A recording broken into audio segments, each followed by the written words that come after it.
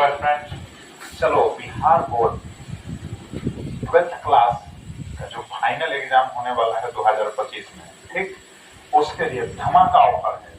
दिवाली नहीं है अभी, दुर्गा पूजा धमाका ऑफर है। दिवाली वाला बाद धमाका मिलेगा। तो देखो आज का फर्स्ट क्वेश्चन देखो, magnetic field at centre of current carrying circular coil proportional to, जैसे कोई कॉइल है, ठीक है, और उसमें करंट फ्लो हो रहा है और करंट फ्लो है तो उसके सेंटर पर जो मैग्नेटिक फील्ड उत्पन्न होगा, प्रोड्यूस होगा, उसके बारे में पूछेगा प्रोपोर्शनल टू। तो अब ऑप्शन में रहेगा एन आई आर। तो तीनों ऑप्शंस में से एक ऑप्शन तो जरूर करेक्ट रहेगा। हम तीनों में यहाँ पर लिखते हैं एन आई बाई आर, यानी जो मैग्नेटिक फील्ड होगा एन के प्रोपोर्शनल होगा, फिर आई के प्रोपोर्शनल होगा और फिर 1/r के प्रोपोर्शनल होगा। एन का मतलब क्या होगा, नंबर ऑफ टर्न्स हो गया, आई का मतलब क्या हो गया, करंट हो गया, आर का मतलब हो गया रेडियस हो गया, सर्कुलर कॉइल का रेडियस यानी उसकी त्रिज्या। नेक्स्ट क्वेश्चन देखो, magnetic dipole moment of an electron moving in magnetic field with uniform velocity, समान वेलोसिटी से, एक ही वेलोसिटी से मैग्नेटिक फील्ड में इलेक्ट्रॉन अगर रिवॉल्व कर रहा है, बात समझ गए, तो उस केस में जो उसका मैग्नेटिक डाइपोल मोमेंट होगा, मैग्नेटिक डाइपोल मोमेंट को हिंदी में क्या कहते हैं, चुंबकीय द्विध्रुव आघूर्ण, उसका मान जो होगा EV/2 होगा। ई क्या होगा, इलेक्ट्रॉन का चार्ज का मैग्नीट्यूड होगा, V वेलोसिटी होगा, R रेडियस होगा, है ना, इलेक्ट्रॉन जिस सर्कुलर ऑर्बिट में, सर्कुलर पाथ में, है ना, मूव करता है। ठीक, नेक्स्ट क्वेश्चन देखो, ratio of radius of circular path caused by a proton and alpha particle and an alpha particle in uniform magnetic field having same kinetic energy। अब जैसा साइक्लोट्रॉन आप पढ़ा है, ठीक है, तो सिमिलर क्वेश्चन है कि सर्किल में प्रोटॉन भी है और सर्किल में क्या है, अल्फा पार्टिकल भी है, और दोनों यूनिफॉर्म मैग्नेटिक फील्ड में है, समान चुंबकीय क्षेत्र में है और दोनों का काइनेटिक एनर्जी भी सेम है।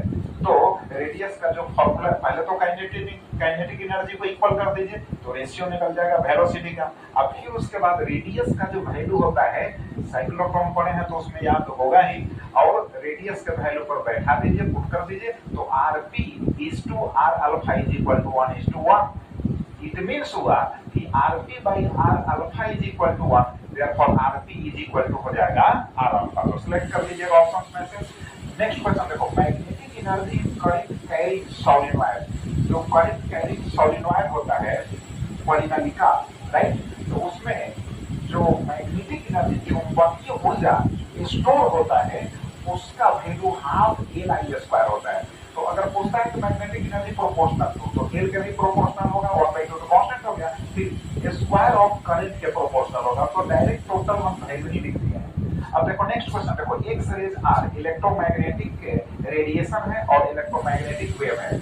ऑप्शंस में दिए जाएंगे, भाई एक्स रे क्या है, पार्टिकल है, नेगेटिवली चार्ज पार्टिकल है, पॉजिटिवली चार्ज पार्टिकल है, फिर उसमें रहेगा इलेक्ट्रोमैग्नेटिक वेव और रेडिएशन। तो कौन सा ऑप्शन सही होगा, तो ये ऑप्शन सही होगा, इलेक्ट्रोमैग्नेटिक रेडिएशन यानी विद्युत चुंबकीय तरंग है। नेक्स्ट क्वेश्चन देखो, स्पीड ऑफ EMW का फुल फॉर्म क्या हो, electromagnetic wave does not depend on, frequency पर निर्भर नहीं करता है। अगर मीडियम चेंज करता है इलेक्ट्रोमैग्नेटिक वेव तो फ्रीक्वेंसी पर उसका स्पीड जो होता है डिपेंडेंट नहीं होता है। नेक्स्ट क्वेश्चन देखो, gamma rays have high frequency होगा, ऑप्शंस में दिया रहेगा, बहुत सारा उसमें रहेगा, है ना, गामा रेज के साथ साथ एक्स रेज भी रहेगा, है ना, एक्स रेज रहेगा, अल्फा पार्टिकल रहेगा, बीटा पार्टिकल रहेगा, इस तरह से 4 ऑप्शंस दिए जाएंगे। तो उसमें हाई फ्रीक्वेंसी वाला जो रेडिएशन होगा वो होगा गामा रेज, और फिर लो वेवलेंथ वाला जो रेडिएशन होगा वो होगा गामा रेज, राइट। नेक्स्ट देखो, अल्फा एंड बीटा पार्टिकल्स, है ना, are not EMW, alpha particle ही है, बोल ही रहे पार्टिकल है, बीटा भी पार्टिकल है, तो ये, है ना, इलेक्ट्रोमैग्नेटिक रेडिएशंस नहीं है। नेक्स्ट क्वेश्चन देखो, iron, nickel, cobalt are ferromagnetic substances. Iron जो होता है, निकल जो होता है और कोबाल्ट जो होता है, तीनों जो है फेरोमैग्नेटिक सबस्टांसेस है, यानी लौह चुंबकीय पदार्थ है। तो उनमें से एक ही देगा भाई, तीनों एक क्वेश्चन में नहीं ना देगा, कोई एक देगा, हम तीनों लिख दिए हैं। साथ साथ ये भी लिख दिए कॉपर जो है डायामैग्नेटिक सबस्टेंस, कभी कभी पूछ देता है कॉपर के बारे में, तो यह डायामैग्नेटिक सबस्टेंस है। नेक्स्ट क्वेश्चन देखो, shunt is used in galvanometer. अब गैल्वेनोमीटर के साथ शंट क्यों लगाते हैं? शंट इसलिए लगाते हैं कि लार्ज करंट जब है ना फ्लो करता है गैल्वेनोमीटर से होकर तो डिस्ट्रॉय हो सकता है, तो फॉर प्रोटेक्शन उसकी सुरक्षा के लिए एक बाईपास सर्जरी करते हैं, ठीक है। तो एक लो रेजिस्टेंस का कंडक्टर लगा देते हैं, उसको शंट कहते हैं, तो उसकी सुरक्षा के लिए यूज करते हैं, प्रोटेक्शन के लिए। नेक्स्ट क्वेश्चन देखो, magnetic dip at magnetic pole. Dip angle का वैल्यू जो होता है मैग्नेटिक पोल पर 90 डिग्री होता है। नेक्स्ट क्वेश्चन देखो, in moving from pole to equator, अगर पोल से इक्वेटर की ओर आते हैं तो डीप का वैल्यू क्या होगा? डिक्रीज करेगा। अब फिर इक्वेटर से पोल की ओर जाएंगे तो डीप का वैल्यू इंक्रीज करेगा। नेक्स्ट क्वेश्चन देखो, mu is equal to permeability है, mu is equal to B upon H, तो therefore B is equal to क्या होगा? म्यू एच, ऐसे फार्मूला ही डायरेक्ट पूछ देता है। And tan delta is equal to होगा bv by bh। डेल्टा क्या है? डीप एंगल है, bv क्या है? अर्थ का जो टोटल मैग्नेटिक फील्ड है, तो हाथ चला है।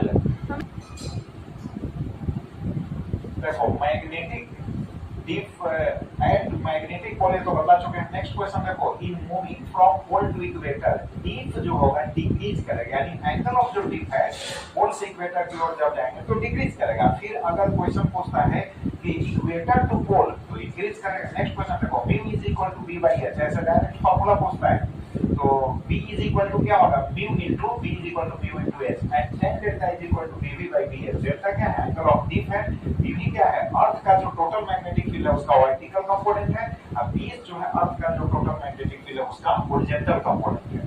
नेक्स्ट क्वेश्चन देखो, स्ट्रेसेस शो करता है, कौन तरह का सबस्टेंस शो करता है? तो फेरोमैग्नेटिक जो सबस्टेंस होगा जैसे आयरन, निकेल, कोबाल्ट है ना, स्ट्रेसेस शो करता है।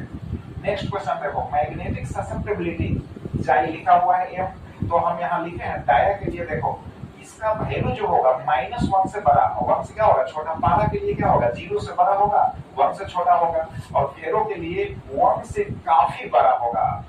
नेक्स्ट क्वेश्चन देखो, ये है म्यू आर, यानी रिलेटिव परमेबिलिटी बोलते हैं, तो हम डायरेक्ट यहाँ लिख रहे हैं डाया के लिए क्या होगा?